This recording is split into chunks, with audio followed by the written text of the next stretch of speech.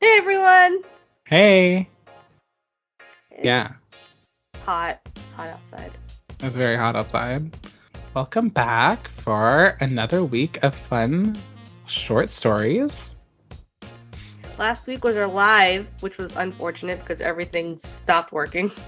Yeah, our live was dead because the technical issues, but it's okay. Not to We're mention the working that. COVID issues. Yeah, thankfully both of us have recovered individually. It's funny, we're not even in the same areas, and we both end up getting the COVIDs around the same time. Yeah. Why? Yeah, it was horrible. I Like, sneezed I out my had to window and it went to stop. her. I had to stop reading last week to cough. Yeah, it was really unfortunate, but these things keep happening. So, Everybody uh, stay safe, please. sanitize, wash your hands, wear your mask, stay away from me. Yeah, for real. I don't even leave my house and I got COVID. Do you know how messed up that is? I don't leave my house and I got COVID. And Either I'm way. I'm always on public transit. I got drunk in a bar at one point, go to work all the time, and then I got COVID, and I was like, well, you know what? You know what? I'm not surprised. I was hella angry. But it's okay because you know what? No, it's not okay. So it's It's episode okay because no. 15. Yeah. Do you know what happened in our live last week, Mish?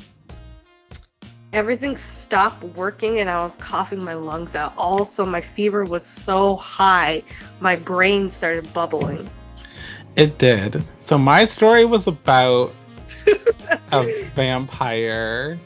Well, basically an office worker that has to cope with turning into a vampire. So if anyone didn't take a listen on that one, you can go ahead and drop in there, take a peek. Yeah, last week mine was about a person who turns into different animals. And that's all I'm going to say about that. Yeah, so I mean, we definitely had some fun stories last week. And just to Yes. give you guys a little update again, we are available on Google Podcasts, on Spotify and Listen Notes, as well as Podbean if you have the app. You can also reach out to us directly on our website through our Contact Us page at fabulousduo.podbean.com.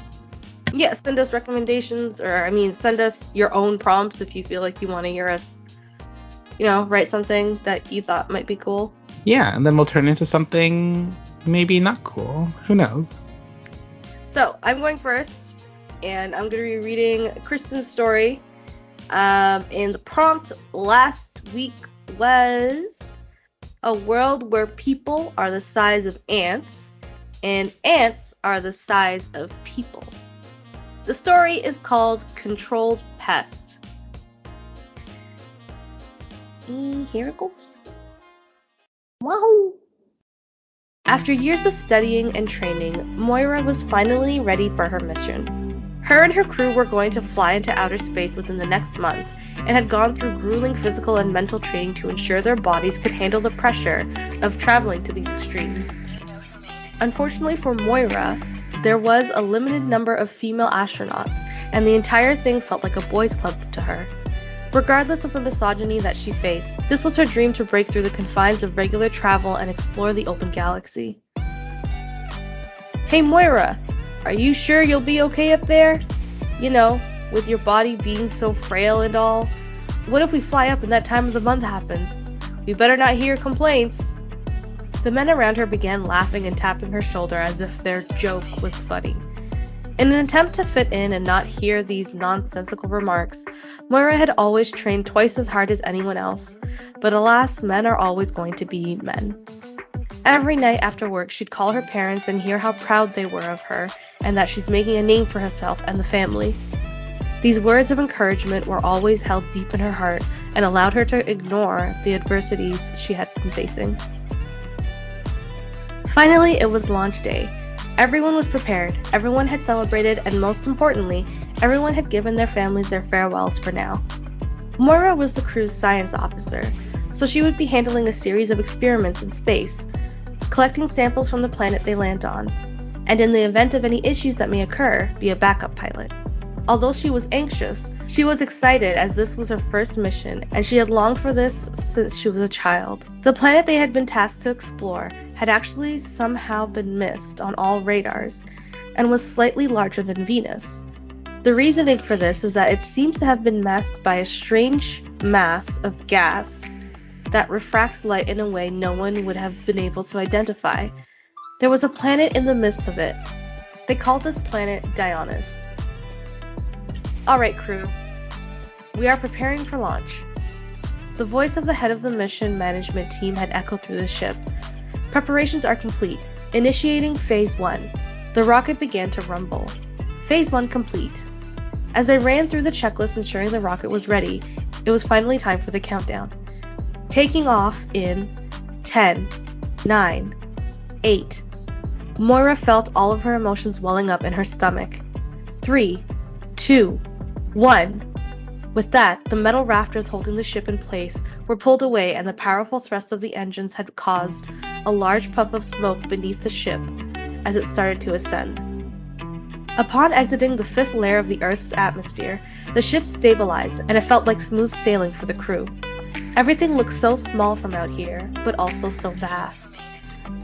The stars all around them were shining beautifully, and the different asteroids floating by were stunning. The pilot had excellently maneuvered through everything with ease, almost showing off how great he was. Moira was in her lab preparing her experiment stations for when they arrived on the planet to gather samples. Thankfully, they did not have to travel as far as Mercury or anything of that sort. The distance was relatively close, so they had been able to make it there in about a week's time. As they neared the planet, they saw a lot of similarities in the environment to Earth.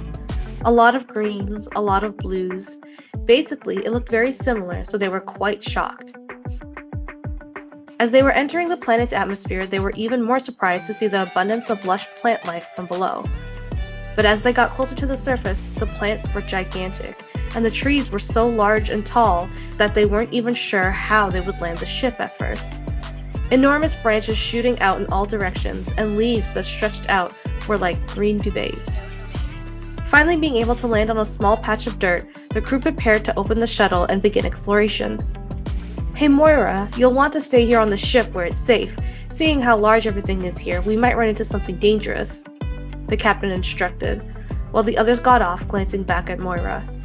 She had stayed back as instructed, but had, in an effort to do her job, she gathered equipment and took samples from nearby. Surprisingly enough, this planet was filled with oxygen, which was easily detected on her machinery. It seems that the gravity levels were also pretty normal. How could this entire Earth-like planet exist without anyone noticing? Heading back to the ship, Moira began her experiments of the plant life and the rocks she had collected. Everything was going well, and although a little peeved she was asked not to go with the others, was enjoying the quiet time in her lab. The ship began to shake, and Moira headed to the door to take a peek outside. In the distance, her companions were running straight at her, while the shaking got heavier and heavier. The captain had been making gestures to her, saying to go back while they all ran. She kept the door open to the ship and cleared the way so they could all get in quickly. As the last person was approaching the ship's door, these large, long black columns were stomping down from the sky in abundance. Moira shut the door and ensured the latch was fastened in place. Then they all ran to their seats and buckled up. "What was that?" Moira inquired, while they all braced themselves in their seats. She looked around at them and noticed that their safety control officer had large cracks in his helmet. "What happened to you?" No one would give her an answer as they were all sitting there shaking. As they were all looking at each other, the ground stopped shaking.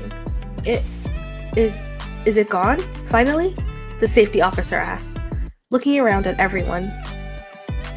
In that moment, a loud thud was heard, followed by the ship spiraling away with them in their seats buckled in tightly. The centrifuge that they used for training was nothing compared to this experience right now. As the spinning became faster and faster, with the majority of the crew on the brink of throwing up from the motion-induced nausea, Moira, on the other hand, had been holding on very strongly as the training she did was very intense. She focused her breathing and calmed her mind while closing her eyes to prevent herself from being too overwhelmed by this potentially dire situation. After what felt like forever, there was another loud thud accompanying the halt of the spinning. Everyone's hair was falling to the side slightly as they were in their seats. Very carefully, they each unbuckled one by one and fell onto the ship's surface. The captain tried to open the door to the ship, but it was getting jammed partially as it seems whatever knocked over the ship sent it rolling down a hill, causing it to land diagonally. Using the force of the 3 crew members pushing the door to try and open it, it was enough that Moira and Tom, the crew's engineer, could slip through and try to find a way to open it up. "So, are you finally going to tell me what the hell that was?" Moira glanced at Tom while they were building a tool to get the ship door opened. "Well, it's a bit complicated, but ants." He shuddered thinking about it. "We were walking around just looking for anything that might be super expensive that we could bring back. But as we were wandering, the ground started shaking, and this huge black ant came out of nowhere. It leaned down to look at us, and then it tried to step on us. I guess once it saw us go into the ship, it just booted us, hoping to finish us off," he explained to Moira. "So if this place has giant ants, I wonder what else they have here. The trees are so lush and beautiful. I even tested this place out, and it has amazing oxygen levels. Did you notice that John's helmet was cracked? I'm pretty sure we don't need to wear our suits out here." She contemplated for a moment and then began to take off her spacesuit. "Stop! What are you doing? What if you—" Tom had paused when he saw Moira perfectly fine walking about, taking deep breaths of fresh air. He stayed silent as they worked, as he realized just how fearless she was. Hours later, they were able to put together a tool that could open up the ship door, allowing everyone to get out. "Moira, what the hell are you doing? Where's your suit? You're going to die out here." Her captain had started barking at her. She brushed it off and kept searching the area, paying him no mind. After finding a nice area that could be hidden in the shade, they started a small fire and ate some of the food from their ship, chatting about the mission. The agreement with headquarters was that if they did not hear back from the team within 2 checkpoints, each spanning a 12-hour period, they would send an emergency team.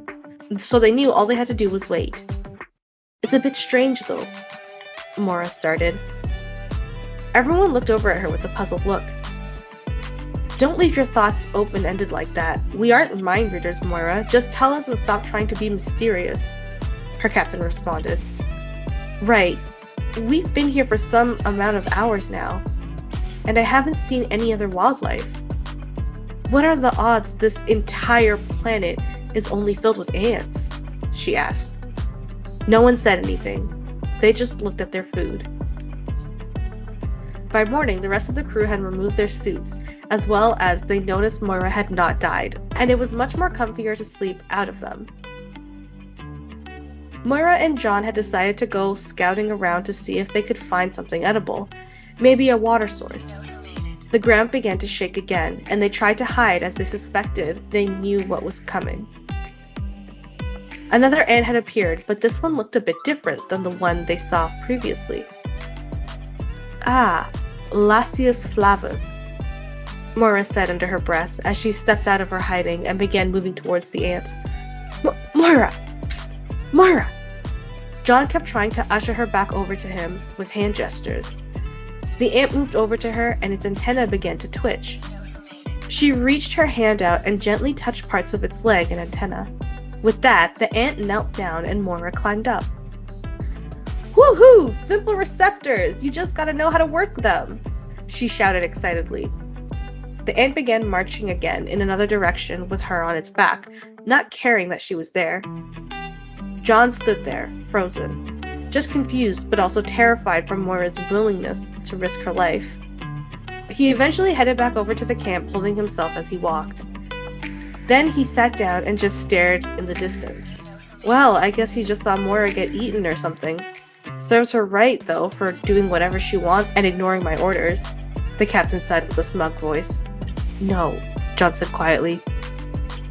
What was that? The captain leaned to him. No, she wasn't eaten. She's taking it for a joyride, John said in disbelief. The ground shook again, but this time it was accompanied by the screaming of Moira, excitedly calling out to everyone. The crew got up and all watched slack-jawed as Moira rode in on this giant ant. She patted the head of the ant and it knelt down again, in which she slid off and waved it goodbye.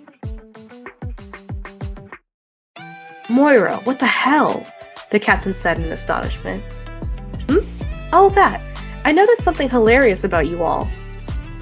Everyone is so quick to react and run all the time, but none of you seem to trust your own intelligence. Think about it like this. Earlier, when you guys were being chased in your suits, your gear must have been reflecting light, which caught the eye of the ant. Also, ants feel things much differently. Plus, that one just now has a very weak body in general, and barely gets aggressive. There's a bunch more to it, but clearly none of you would understand, she said while stretching. Well, that was a long day of fun.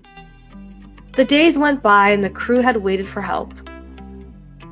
Moira, who had somehow befriended the ants by monitoring their body language and reacting accordingly, was able to somewhat communicate with them.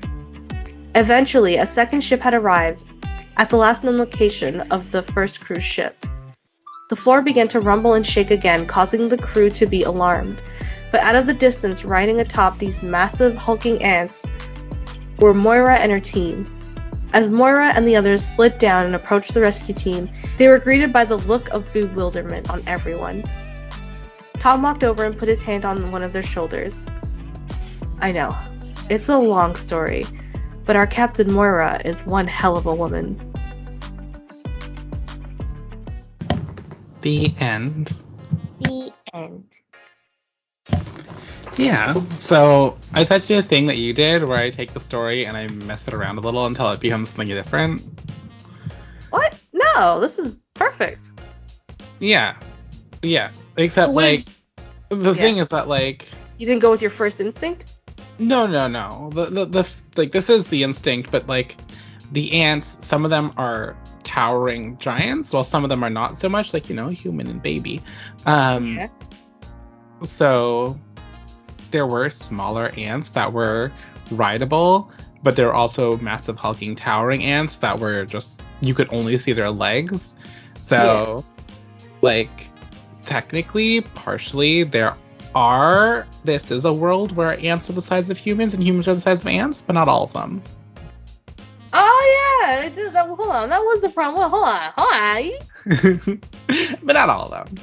Yeah, So. I totally didn't even register that the ones they're riding would not have been the size of humans. Also, by the end of it, they killed the captain. Yeah. Because Moira wasn't the captain, but now she is. Yeah, so they killed the captain. I thought they just kind of elected him out. I didn't think that he died. No, the absolute level of rudeness that he provided to Moira on a daily basis was enough for him to get himself killed, and they just didn't care. So there was Moira, you know what you're doing here, clearly. They're just a lot of the story happened in my mind. I actually watched him die. It's fine. Okay, how did he die? Oh, an ant stepped on him. Yeah, how did smoosh? Literally, he was just one of those things, just look, y'all are clearly out of your damn minds. You want to listen to Moira? Fine, listen to Moira. I'm gonna get us actual help from, our people. And then he sets out and then immediately just... I'm gonna get me actually dead. Yeah, and then Moira's so like I was saying... Anyways. That happened. Yeah. Yeah, so he dead. He's dead, yeah, he's dead. Just for any of you guys wondering out there and oh wow, she's the captain now, that's so cool. Yeah, he's dead. That's how she became captain. And also being the smartest person there. But it's just one of those things where it's just I feel like Moira's onto something in the sense of when you are scared, you forget that you know things. Yep.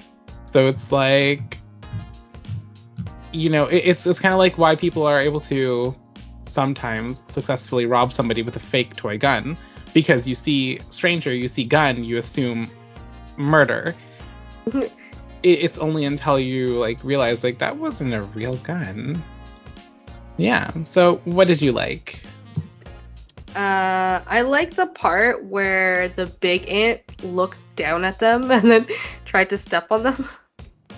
Because that's what people do, right? Yeah, I like Yeah. that part. I was like, oh yeah, people, and then I chased them back to their ship and then kicked them down a hill. Exactly. So that counts because there was a people in there. Exactly. See? Yeah. Yeah, no, it's good. I love it. I liked the idea of just, there have been a lot of female astronauts. I just needed to put in some sort of like, because my idea was just going with the fact that we're talking about like ants and stuff, like who runs an ant colony, the queen, and in this case, their colony on their little thing, their colony of like 5 people, Moira's the queen. So, she was able to communicate, she was able to do everything, she was able to like get things done and fix things and keep them alive, and that's kind of like, ant society, they gotta work together. Yeah, and they all became worker ants. Exactly, they literally all became worker ants, and she became commander. The other thing I had to research was the one type of ant. That ant is actually so easy to like, it just falls apart. Its body is so frail and so weak that it literally just falls apart. And they are not like aggressive at all. These ants, like, they are not aggressive. What kind of ant? The one that I mentioned in the story, they're like a what would they call them? Like, oh, that's like an actual ant? Yeah, it's like a moisture ant. So a moisture ant. Yeah.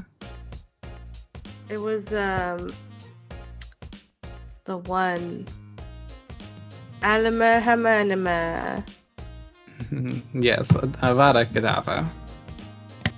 It's a Lasius flavus. That one? Yes. So I read that. I'm like, what is this Flavor Flav? Yeah. It's just like a kind of like. So they are part of like an entire section of Lasius type ants. Yeah. Flavus specifically is the ones that are like really Flavor Flav. Yeah, like they're all small and cute and they're yellow. Yellow? Yeah. What? They are very adorable and they just live their lives. I like how it's like the queen is 7 to 9 millimeters long, while the males are 3 to 4 millimeters long, and the workers are 2 to 4 millimeters long.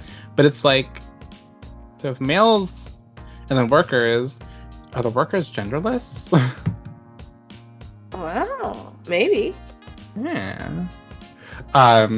But yeah, so I'm glad you liked it because, everyone likes this little dash of misogyny in their morning.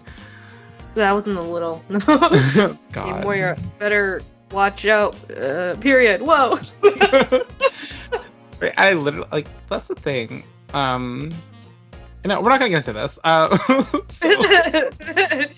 Later. That's for just me and you later. That's for us thing and our second podcast opening up. Yes. So, the prompt that I gave Michelle last week was a person gets drunk and accidentally beats up a martial arts master. Now everyone wants them to open a dojo. So, be prepared for a round of shit shooting. I'm going to go ahead and start this off. Yes. Okay. She awoke to the sound of chaos coming from downstairs. A doorbell, followed by someone yelling, and a flurry of footsteps running upstairs to her room. She sat up in bed, rubbing her eyes in time to see her boyfriend burst through her bedroom door. already sobbing, and jumped towards her. "I'm so glad you're alive!" Theo exclaimed as he wrapped his arms around her. Her body was heavy and her head was aching. She was hungover and couldn't remember anything from the night before. But she was able to guess what happened, judging from her crying boyfriend's reaction. Another set of footsteps was bounding up the stairs towards her room, and the next thing she knew, her dad was in her room prying her boyfriend off her by his collar. "You can't just barge into someone else's house like this. Don't you have any manners?" he yelled, shaking him by the collar. You don't know what happened last night, sir." Theo tried to explain through the shaking. At his words, her dad's head snapped up to see his daughter holding her head and looking like she was about to vomit. "Did it happen again?" he asked, staring at her. As soon as she opened her mouth to answer, she could feel the bile rise in her throat and her hand flew up to her mouth as she darted to the bathroom. The noises echoed down the hall and the two were frozen, just waiting for her to get back. Letting go of Theo's collar, he asked for an explanation. "Did she get into more trouble last night?" Theo nodded. "I heard she fought someone who she shouldn't have this time, though," he explained, tears in his eyes.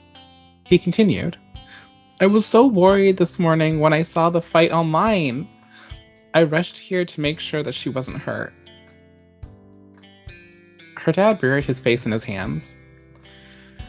To think she would start getting into fights right after coming home for the holidays.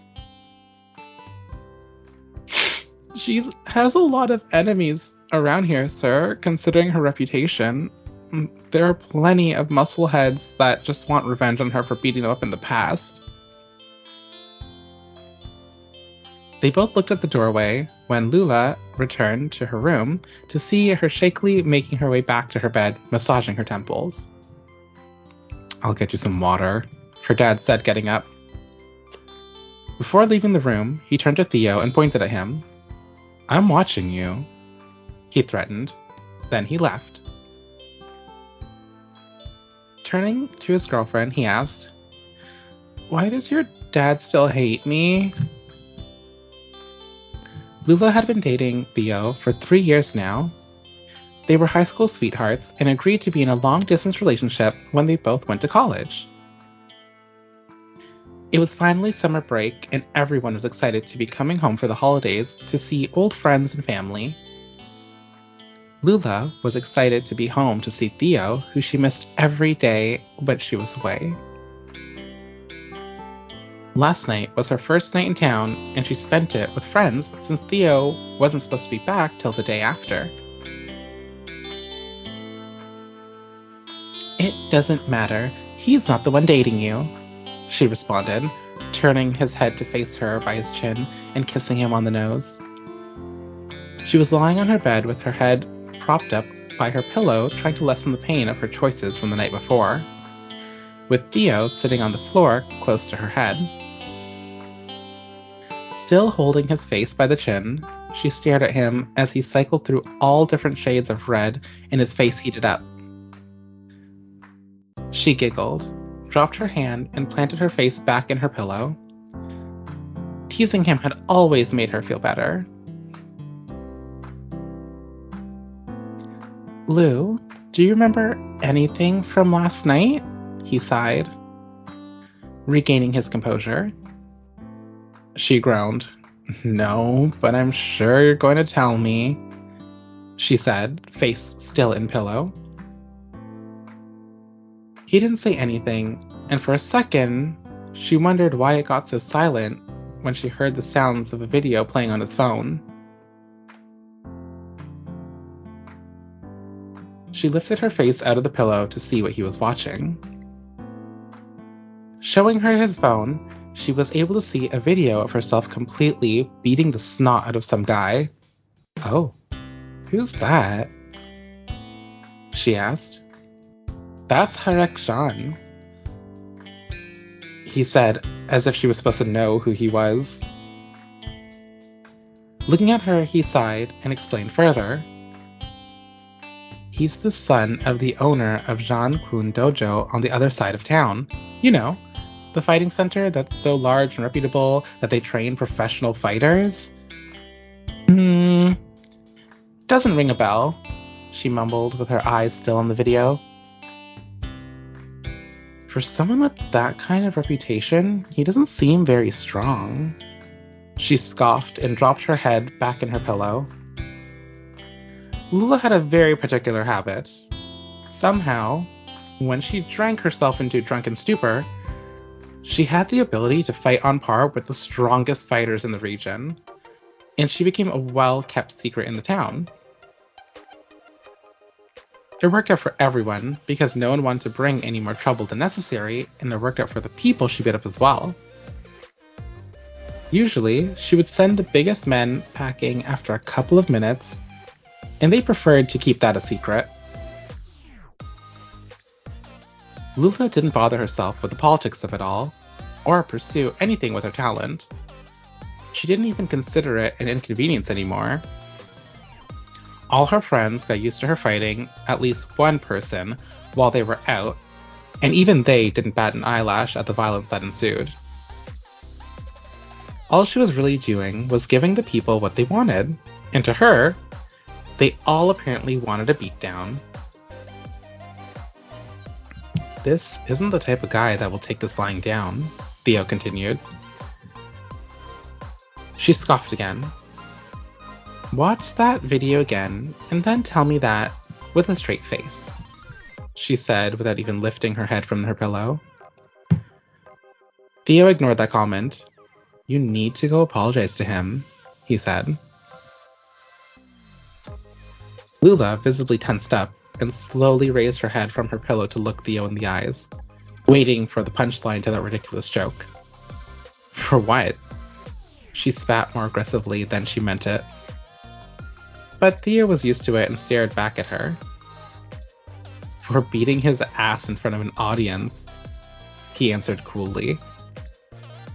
She sat up now, seeming to be cured of her hangover. No way! He probably picked a fight with me first. And it's not my fault that an audience gathered while I was kicking his ass. He could have walked away at any time, she protested. He's not like the other thugs and muscle-brained morons you fought till now, Theo started, but Lula interrupted. Clearly, he was. If he wanted to fight a drunk girl that badly, she yelled. If he comes back for revenge, he's going to bring the whole training center with him, he yelled back, standing up now. You have no idea how worried I was when I saw that video. I didn't even know if you made it home after that. I didn't know if he decided to kidnap you for revenge. If he decided that he wanted you to sleep with the fishes, it could be done so easily for someone like him. Or... His eyes had tears in them again. She reached out and took his hand, trying to calm him down. Wiping his face with his other hand, he let her lead him to take a seat on the bed next to her. You worry too much, she mumbled, earning herself a tearful glare from him. But you're right. I'm sorry. I'll go apologize to him too, she said, patting him on the back of his hand. She could tell that he was surprised by her response, and with a pang of guilt that made her wonder how difficult she must be on a regular basis. He smiled, as if reading her mind. He gently took her face in his hand, and sniffling, he said, There, that wasn't so difficult. Lou, I got you some water and I made you breakfast. When he rounded the corner of the bedroom, he stopped dead in his tracks, the smile dropping from his face. Next thing she knew, Thea was jumping from the window in her bedroom, faster than a speeding bullet, into the giant tree outside, maintaining a safe distance from her rampaging father. Screams of, I didn't do anything, through sobs and, like hell you didn't, accompanied her while she ate her breakfast in bed.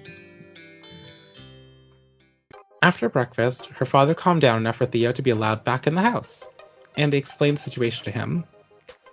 Don't bother apologizing. He probably deserved it, he scoffed. That's what I said, Lula agreed enthusiastically before she could stop herself. Theo gave them both the same death glare. "With all due respect, sir, you don't know how dangerous they are," he scolded. And encouraging her to potentially get herself beat up or worse demonstrates a complete lack of care for her safety. And with that, he grabbed her hand and headed to the door. "Come on, let's get this over with," he said to her, leaving her father behind in stunned silence. They took his car, headed to the other side of town, where the Kun Dojo was supposed to be. The ride was mostly silent, save for the radio and the sound of the breeze from the open windows while he drove. As they were getting closer and closer, a strange feeling started creeping over her. She'd never felt this before. She was suddenly nervous about going to apologize to this guy that she doesn't even remember. It was going to be challenging to apologize for something she didn't really remember doing. They finally reached their destination, and somehow the building itself looked as if it was going to make her sleep with the fishes. She had never apologized to someone for a drunken beating. She never thought it would make her this uneasy. Her thoughts were interrupted when Theo opened the car door on her side for her, reaching out a hand to help her out of the car. She felt like a kid whose guardian was taking her to apologize for a school fight or something. She felt her face heat up. It was kind of humiliating. "Are you okay?" Theo asked, leaning down to her. He seemed to be enjoying seeing her reaction. She was stiff and her cheeks were reddening. "Lou, all you have to do is say that you're sorry. It's not a big deal," he chuckled. "Come on, I'll be right next to you," he said softly. That made her even more embarrassed, but she swallowed her pride and reached for his hand. They entered the Kun Dojo together, and the receptionist's eyes went wide as soon as she saw them. The foyer would have been quiet enough to hear a pin drop if not for the echoing sounds of a video the receptionist was watching. That video. The one that caused this whole mess. If it hadn't gone viral, this might not have been a big deal. Ula huffed to herself at that thought. She felt Theo squeeze her hand, pulling her from her thoughts again. She began. "Oh, what a coincidence. I was just about to go and find you. You want a rematch?" A voice suddenly echoed from above their heads. Lula didn't realize that the building would have so many floors with a little balcony view of the front foyer from above. And there, standing in the balcony of the floor closest to the ground, was Harek Jan, the son of the person who owned this building. Immediately upon hearing his voice, she almost puked, because it reminded her of everything she drank the night before. He didn't miss her gag and clap her hand over her mouth. "What was that?" he exclaimed, pointing a finger at her disgusted expression, leaning almost completely over the balcony rail, clearly offended. "I know you've never apologized to anyone like this before, Lou, but really?" Theo whispered at her through the corner of his mouth. She cleared her throat, acting as if nothing happened. "I came to apologize for last night," she called up to him. With that, he jumped over the railing of the balcony and landed gracefully on the desk of the receptionist, who, for some reason, was taking cover under the desk as if she expected a fight to break out. Harek Jan was standing on the desk with his hands in his pockets, looking down on them. He was certainly strong, and he seemed eager to show off the fruits of his training. No wonder the receptionist was already under the desk. This son of the owner seemed to be a habitual offender. "Apologize? Oh, I get it, you're scared. Okay, then beg for my forgiveness." He spat with a grin on his face. Lula gagged again. She must have seen that gross grin a lot when she was drinking. "Hey, stop that!" he yelled, his face turning red with rage. She cleared her throat again. "Sorry, you're making me nauseous," she admitted, hearing a light snort coming from Theo next to her. Hurek had gotten so red, Lula thought she could see steam coming from his ears. "Rematch, now," he roared. "I do not accept your apology. Let's fight again, and this time I'll wipe the floor with you," he sneered. "Follow me to the ring," he called to them as he walked down the hall. Lula began following after him, entering a huge golden room with spectator seats and sparring weapons lining the walls. There were a few people in the room who looked up out of curiosity to see who had entered. It seemed like a few of them knew what was going on as soon as they laid eyes on her. Some even went to take seats to watch whatever was about to happen.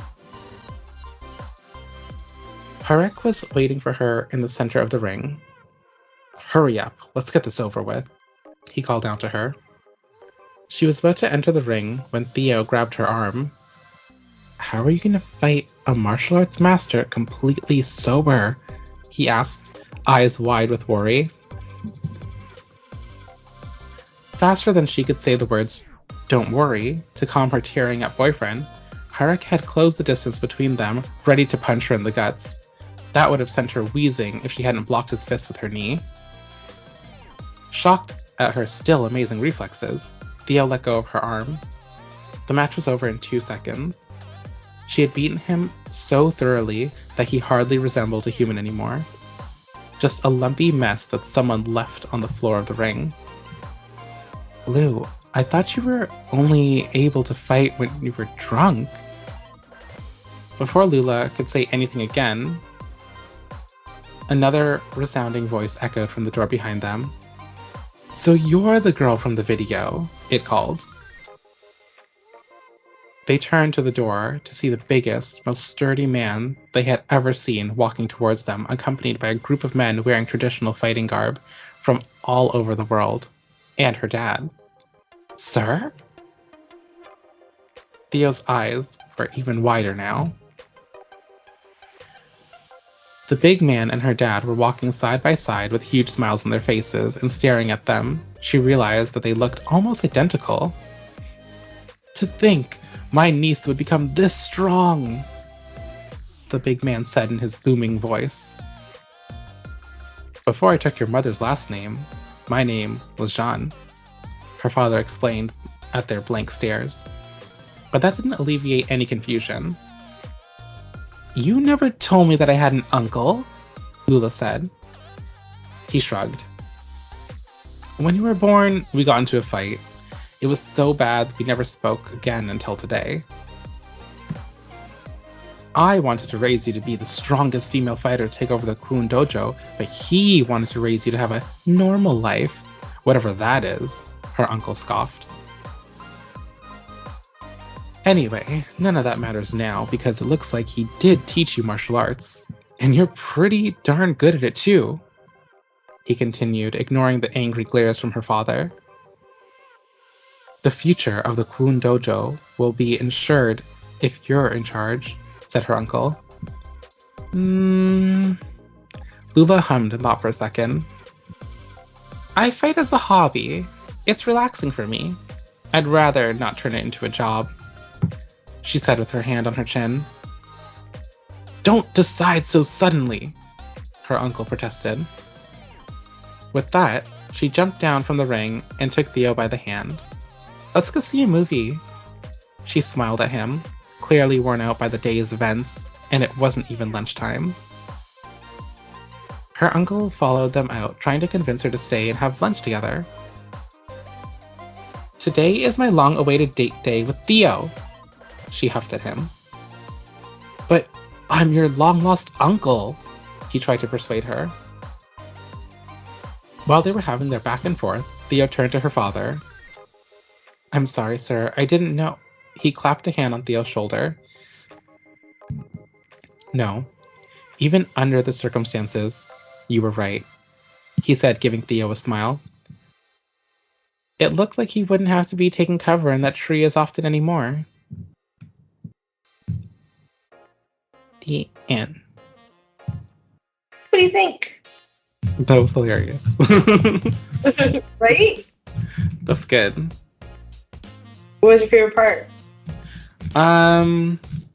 I think just her boyfriend in general. Yeah? Yeah, because, like, just, you know, obviously he loves her so much and he cares about her intensely. And he's the voice of reason between everybody. You know? Like, he's just like, hey, all of you guys need to calm down. Every last one of y'all. And they're all just like, why? Yeah. Right? And it's like, yeah. I like that. Yeah. So I took a focus on this one. I took a focus on making characters that I really liked. Yeah. Usually do that just because like it makes me want to write more if I do that. But Nice. yeah, no, I wrote Theo, and I'm like, he's gonna be adorable, but also like everything she needs. Yeah, I was doing like a little bit of, consider this an Easter egg. If you Google what does Lula mean, then you'll get the answer from Google. Famous warrior? Yeah. Yeah. So all their names are based off of that. So Theo, like gift from God. So a Kwun is a Chinese dojo, basically. Mm-hmm. So I'm like, I originally gave him a like the son who is her cousin, by the way. I gave him like a really Asian name. Yeah. It was like he G or something like that. I don't remember. Mm-hmm. But it was just something, I think it was Korean, and it meant like warrior, right? But then I didn't like how it was sounding. So I changed it to some I made up, and then the last name Zhan, which is Chinese. Yeah. I think it's Mandarin, and it means like another like strong warriors or something like that. So that's his name.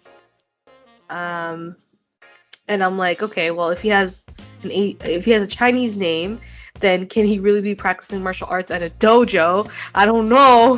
So I don't know, Joe. yeah, but like the thing is, in like real world martial arts, everything is like mixed together, right? Like it's not super separated, because in order to get business, you need to be able to accommodate more than one martial art, right? So it's like, rather than having like dojos or kwuns or like specific martial arts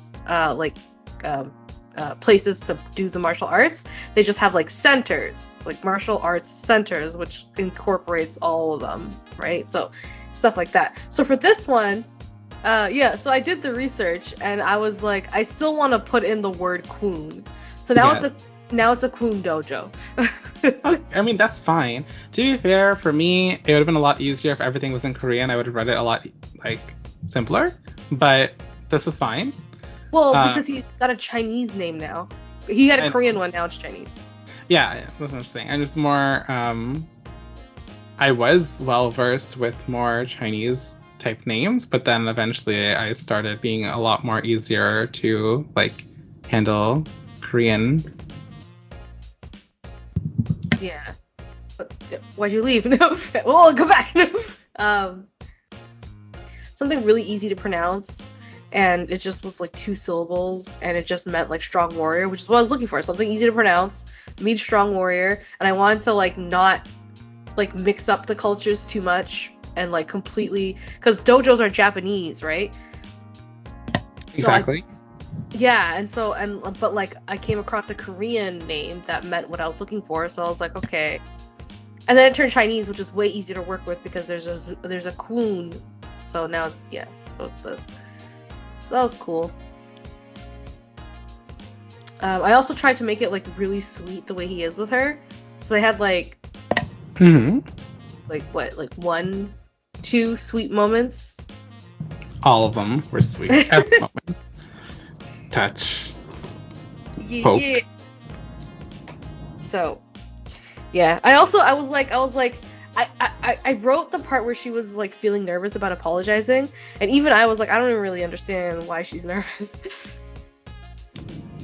I mean, apologizing is hard when you've never done it before. Like, yeah, it's true. And then when especially I was younger, it was very difficult for me to apologize because like I didn't see a reason, because I didn't understand like what the issue was. It's like, if you did something to upset me, shouldn't you apologize? Why am I apologizing to you? But it's like something about being the bigger person. Yeah, well, I guess it depends on the situation, right? Like, if they actually did do something to upset you, and you feel like you don't have to apologize, then you shouldn't be apologizing. But like, and for her in this, is she's apologizing for something she doesn't even remember, and she's just like, I usually beat people up when I'm drunk all the time. I've never had to apologize before. Right? Yeah, so it's this.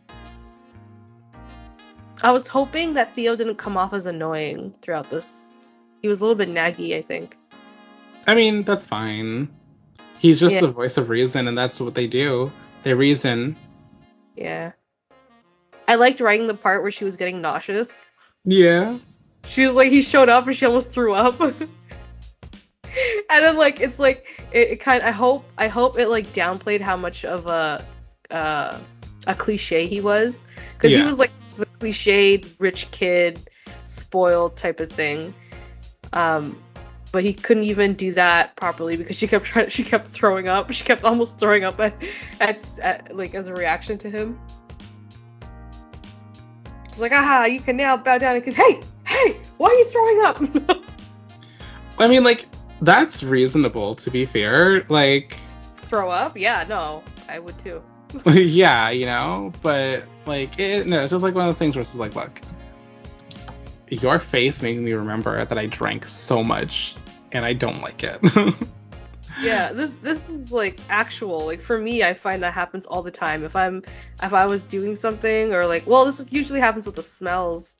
If I'm if I'm like doing something or like drinking a specific alcohol and I get really fucked up and I like die, I can't drink that alcohol for like another year. Like, it makes me nauseous. I'm pretty sure it's not just me. Other people. No.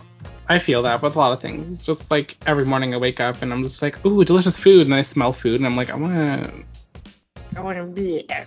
Yeah. So hope you guys like those stories. Yeah. So that was really fun writing. And next week we have 2 new stories for you. What are the prompts there? Kinda. I don't know. It depends. Like, do you want to give them the prompts? No, because we know what they are. Okay. So, okay. Like, that's what I mean. Like, do you want to tell the public a prompt? No. So, okay, how about like, yeah. Because since you mentioned throwing up and seeing people's faces and not liking to do stuff, what if like a group of people go on like a camping trip and they end up getting hunted by Bigfoot? Okay. I don't know how that relates, but well, you go on camping trips and like everyone gets. I only know people who go on camping trips to get wasted. I don't do that. I've never gone camping and I've never been wasted, so yay. I go on camping trips to stay up all night and tell Chris that there's a bear. There's definitely a bear. There's a bear. And literally at like 5-hour intervals, there's a bear outside. He's like, look at shut you. the fuck up. We're on an island. Bears know how to get to islands. Yeah, they do. Okay, your prompt is that somebody has the ability to fix everything that's broken with yarn, but it costs them a piece of themselves every time.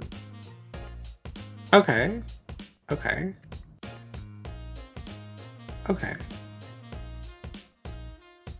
I'm not even gonna ask questions. I don't know what you're gonna do with that, but that's what I thought. That's what I thought about. That's what I thought of. Okay. Good. Good. I'm glad you thought this. Good. I'm glad you had a brain. You done it. Yeah, donut. You donut. You are donut. Hey, well, we hope you guys enjoyed these stories this week. And, we do want to hear from you guys and see, like, if you guys have any prompts for us that you want us to do. Or maybe if you even, like, have a short story you want us to read. That's fine, too. We don't mind. What? You didn't tell me about that enough. Yeah. All right, well, I guess we're going to end it here. Yeah. So, goodbye. Thanks for watching. Or listening. Yeah. Thanks for listening.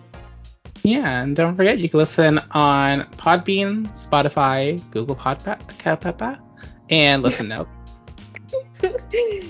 Yeah, I don't know any of those, so even if you didn't I still wouldn't know. Yeah. Okay, bye. Bye, everybody. For anybody listening who actually knows things about ants, just don't be mad that I called like Pleometrosis queendom. So, yeah. The who? Yeah, don't worry about that. Ants, our second podcast, you can follow us at Shooters. Shooter duo. Duo shooters. Hold on, let me just make sure it's not real before we get sued. Duo shooters. God. Okay, that is a real thing, so don't sue us. They can sue us. They gotta find us first.